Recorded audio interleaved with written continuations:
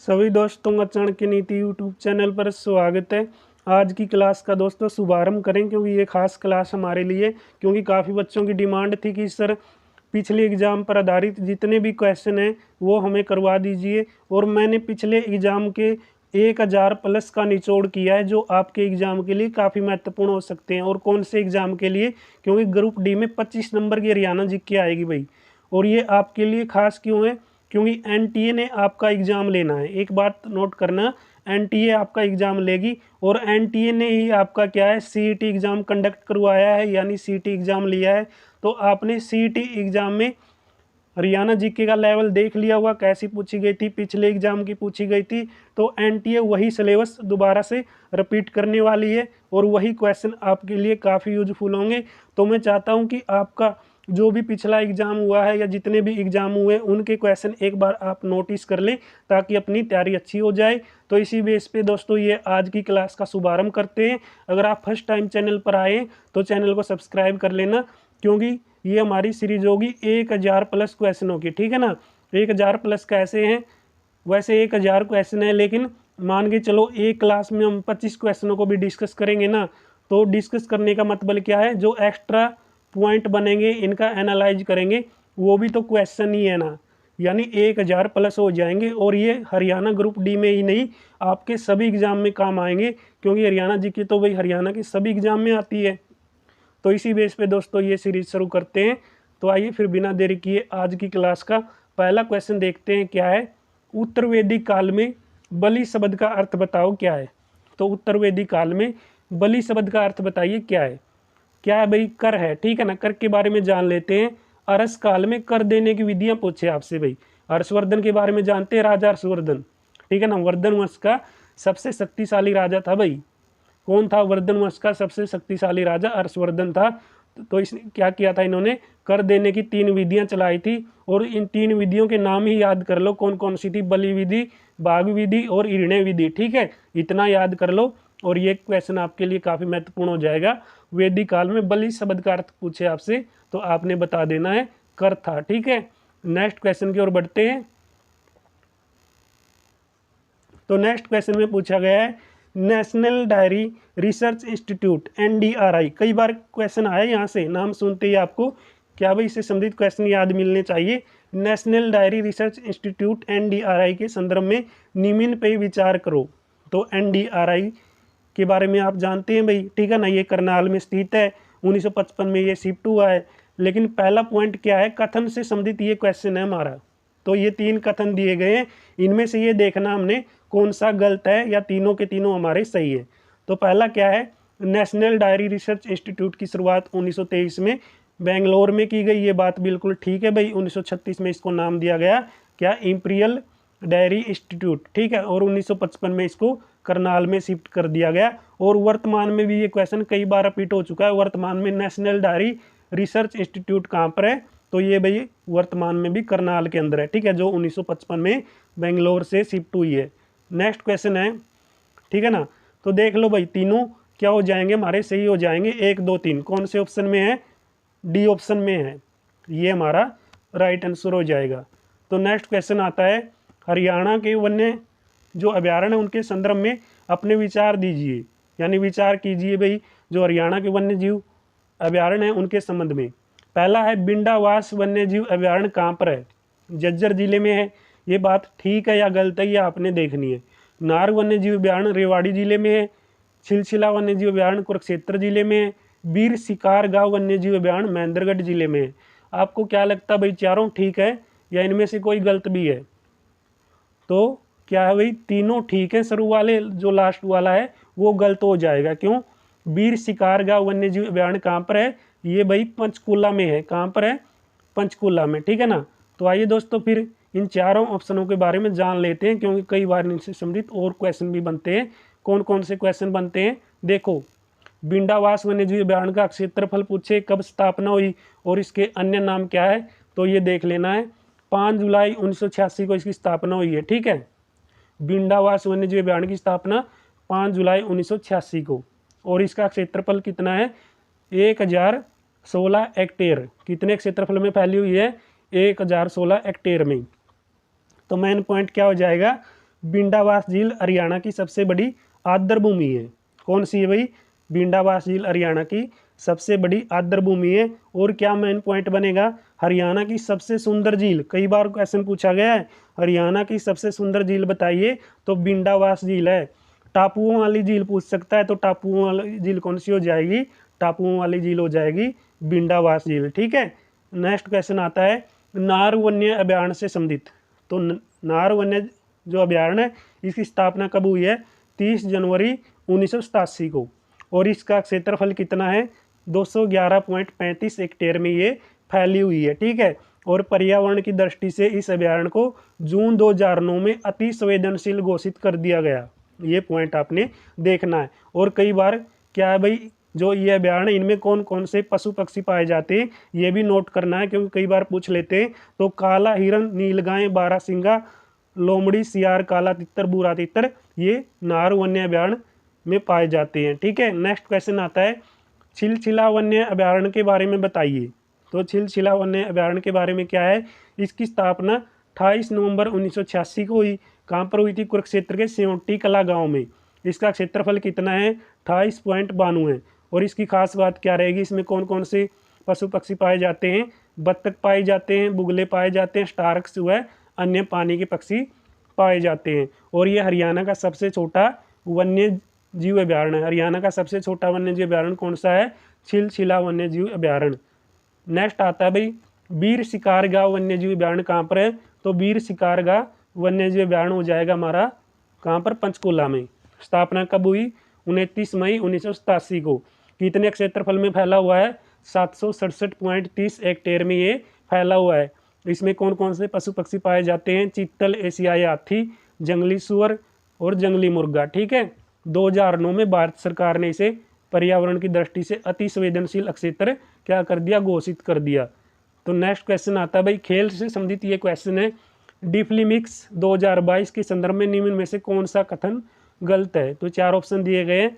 कौन सा कथन गलत है? वही हमारा सही जवाब हो जाएगा। पहला है इसे कैकिस ओस डोल सूल ब्राजील में आयोजित किया गया। दूसरे में बताया गया इसे 1 अप्रैल से 15 अप्रैल 2022 तक आयोजित किया गया था। भारतीय एथलीटों ने कुल 16 पदक जीते थे। सुमित दहिया ने कुश्ती में गोल्ड जीता था। तो कौन सा गलत है भाई इसमें? ये 1 अप्रैल से 15 अप्रैल तक क्या किया गया था? आयोजित किया गया था। यानी 2 क्या हमारा राइट आंसर हो जाएगा। तो नेक्स्ट क्वेश्चन है भाई सिंपल भी है और भाई काफ़ी महत्वपूर्ण भी है। देखो निम्न में से कौन सा कथन सही है? ये कथन वाले क्वेश्चन क्या होते हैं? या तो चारों ठीक मिलते हैं या चारों में से 1 या 2 आपको गलत मिलता है। देखो कौन सा है? 1970 में हरियाणा के प्रत्येक गांव को बिजली से क्या किया गया था? जोड़ने का टारगेट रखा गया है। ये बात आपको क्या लगती है? ठीक लगती है या गलत लगती है? ये आप देखना। ठीक है। हरियाणा में देश का संपूर्ण सेंधिया नमक मिलता है। भाई हरियाणा में देश का संपूर्ण सेंधिया नमक मिलता है। ये बात भी आपने देखनी है, ठीक है या गलत है।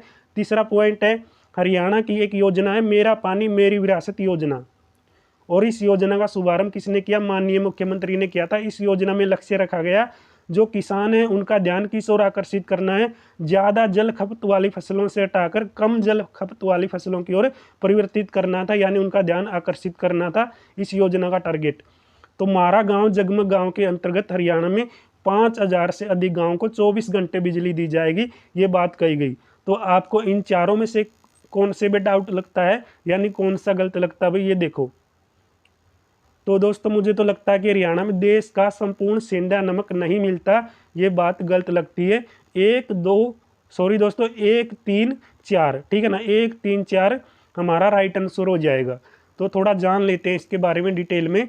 29 नवंबर 1970 को राज्य के प्रत्येक गांव को बिजली से जोड़ने का क्या किया गया भाई? टारगेट रखा गया था। अगर आपसे पूछे ये जो बिजली से संबंधित शुरुआत हुई थी कि प्रत्येक गांव में बिजली पहुंचाई जाएगी, इसकी शुरुआत कब हुई? 29 नवंबर 1970 को। ठीक है। और इससे खास बात क्या हो जाएगी? इसका जो शुभारंभ है वो कहाँ से हुआ है? करनाल के उचानी गांव से।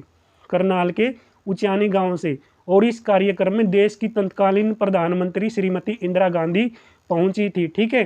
तो मेरा पानी मेरी विरासत योजना का शुभारंभ पूछे आपसे कब चली भाई? ये 6 मई 2020 को। इसका उद्घाटन मैंने बता ही दिया किसने किया?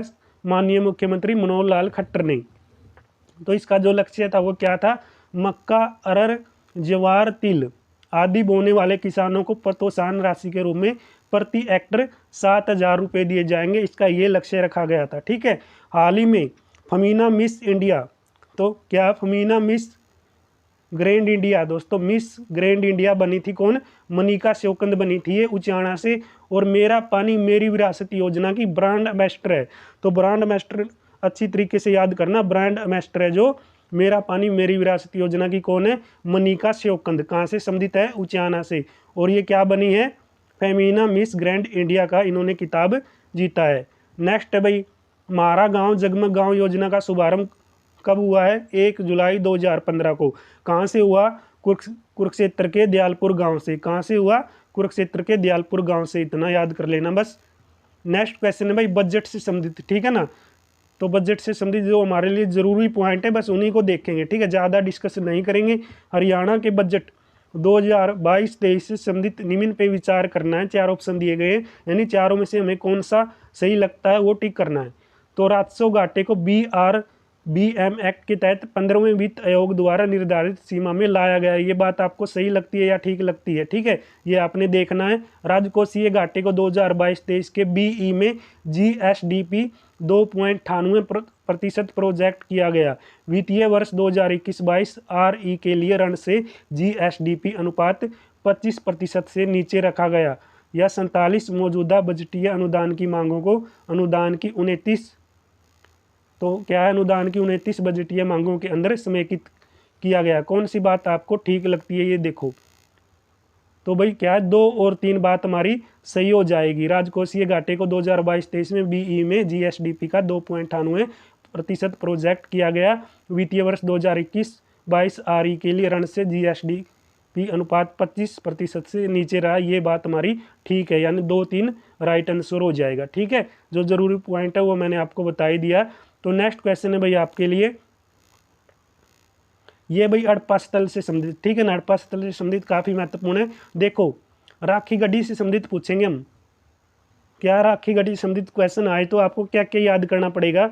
मोहनजोदड़ो के बाद हड़प्पा सभ्यता का दूसरा सबसे बड़ा स्थल पूछे या पूरा स्थल पूछे तो आपको क्या जवाब देना है, भाई राखी गढ़ी है। ठीक है, मोहनजोदड़ो के बाद हड़प्पा सभ्यता का दूसरा सबसे बड़ा स्थल कौन सा है, राखी गढ़ी है, या पूरा स्थल पूछे बात एक ही है। कौन सी नदी पर है ये, ऋग्वेदिक दर्शयद्वती नदी के दाएं तट पर यह स्थित है। ये क्या पॉइंट आपने नोट करना है। आगे इसमें क्या करना पड़ेगा, आगे इसमें देख लो भाई, डॉक्टर फड़के ने राखी गढ़ी को क्या कहा है। डॉक्टर फड़के ने राखी गढ़ी के बारे में क्या कहा है, हड़प्पा की पूर्ववर्तीय राजधानी। तो क्या है, हड़प्पा की पूर्ववर्तीय राजधानी कौन सी है, राखी गढ़ी है। ठीक है ना, राखी गढ़ी से काफ़ी क्या है अवशेष मिले हैं भाई, समझ गए होगे। तो नेक्स्ट है, क्या हाल ही में क्या जो खुदाई हुई थी, क्या हुई है, खुदाई की गई, उसमें 5,000 पुरानी क्या मिले हैं, आभूषण बनाने की फैक्ट्री मिली है। तो 5,000 वर्ष पुरानी आभूषण बनाने की फैक्ट्री भी मिली है राखी गढ़ी से। काफ़ी प्राचीन साक्ष्य मिलते हैं राखी गढ़ी से, इसलिए कि क्या ये दूसरा सबसे बड़ा हड़प्पा स्थल है। तो नेक्स्ट इसमें जो पॉइंट रहेगा खास, क्या हरियाणा सरकार ने राखी गढ़ी को सिंधु घाटी सभ्यता का सबसे बड़ा शहर होने का दावा कब घोषित किया। तो सिंधु घाटी सभ्यता का सबसे बड़ा शहर कौन सा है, राखी गढ़ी। कब किया गया था ये घोषित, 26 मार्च 2014 को। ठीक है, ये पॉइंट भी आपके लिए काफ़ी महत्वपूर्ण हो जाएगा। तो ये सभ्यता कितनी पुरानी है, ये सभ्यता भाई 7500 वर्ष पुरानी, कितनी है, 7500 वर्ष पुरानी सभ्यता है ये। ठीक है, ये भी पॉइंट आपके लिए खास हो जाएगा। तो नेक्स्ट क्वेश्चन आता है, तो राजा हर्षवर्धन के बारे में निम्न में से कौन सा कथन सही है। तो राजा हर्षवर्धन, जो राजा क्या थे भाई, राजा हर्षवर्धन से संबंधित क्वेश्चन आपके एग्जाम में आता ही आता है, ये आप नोट करना।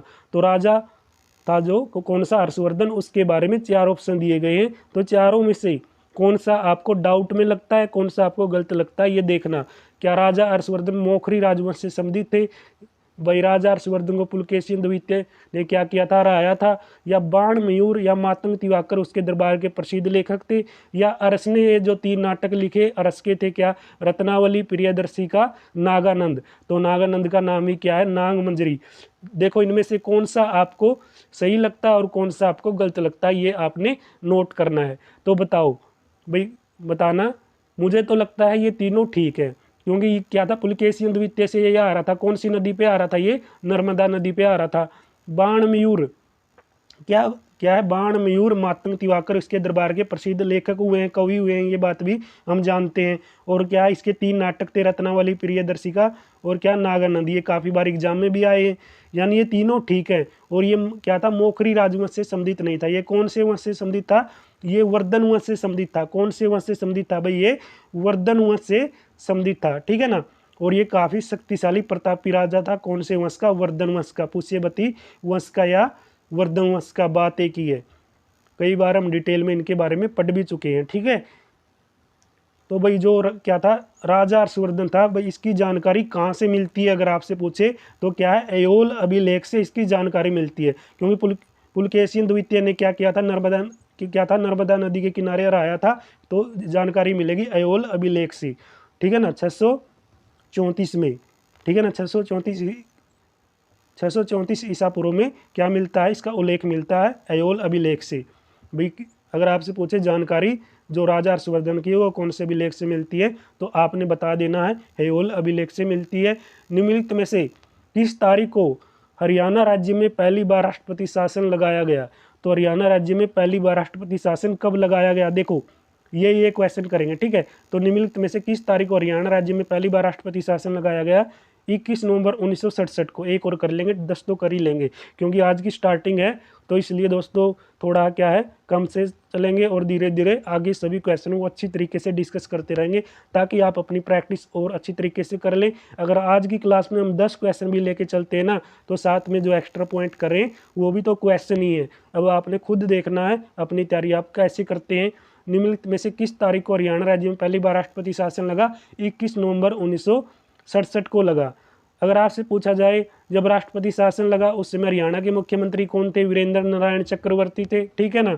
और ये क्या है, हरियाणा में सबसे लंबा राष्ट्रपति शासन था, कब तक लगा भाई, 21 नवंबर से लेकर क्या 21 नवंबर 1967 से लेकर 1968 तक लगा, ठीक है ना।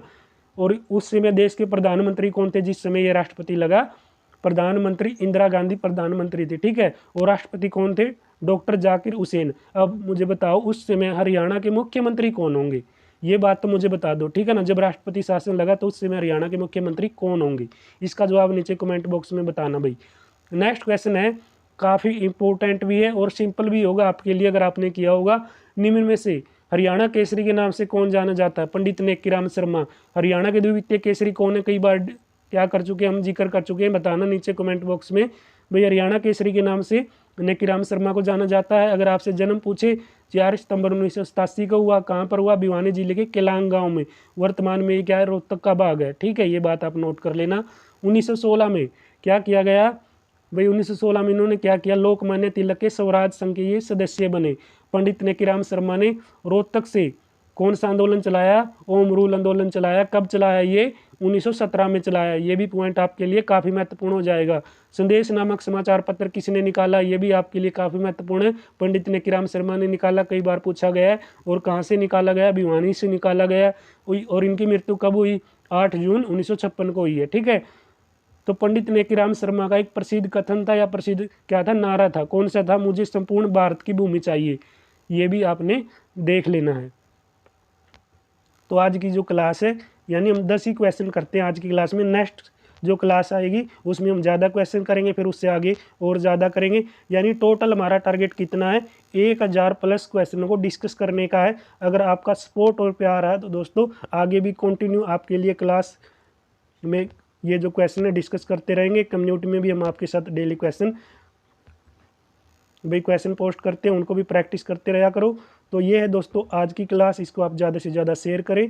अगर आप फर्स्ट टाइम चैनल पर आए हैं तो प्लीज़ आप चैनल को ज़रूर सब्सक्राइब कर लेना, क्योंकि आपका एक लाइक और एक सब्सक्राइब हमें नेक्स्ट जो कंटेंट लाते हैं उसके लिए काफ़ी मोटिवेशन देता है। मिलते हैं नेक्स्ट क्लास में, तब तक आप सभी का बहुत बहुत धन्यवाद। जय हिंद, जय भारत।